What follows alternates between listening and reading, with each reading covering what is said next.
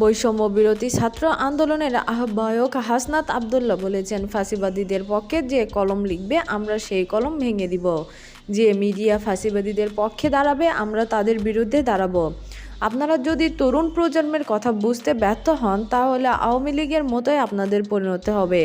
মঙ্গলবার নারায়ণগঞ্জের কেন্দ্রীয় শহীদ মিনারে বৈষম্য বিরোধী ছাত্র আন্দোলন ও জাতীয় নাগরিক কমিটির উদ্যোগে জুলাই বিপ্লবের ঘোষণাপত্রের প্রচারণা ও লিফলেট বিতরণের সময় সংক্ষিপ্ত সমাবেশে তিনি একথা বলেন।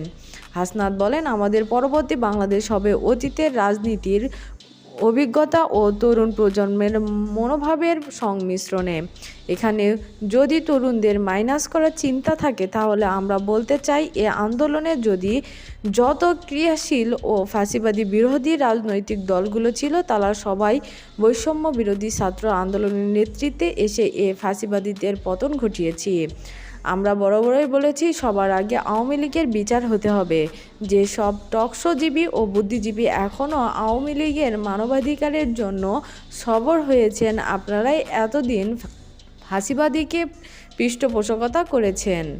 হাসনাত বলেন, যারা আওয়ামী লীগের রাজনীতির পূর্বাভাসন করতে চান তাদের বলতে চাই, আওয়ামী লীগের রাজনীতি পূর্বাভাসিত হবে কিনা সেটা প্রশ্ন নয়, তাদের প্রত্যেককে বিচারের আওতায় আনতে হবে।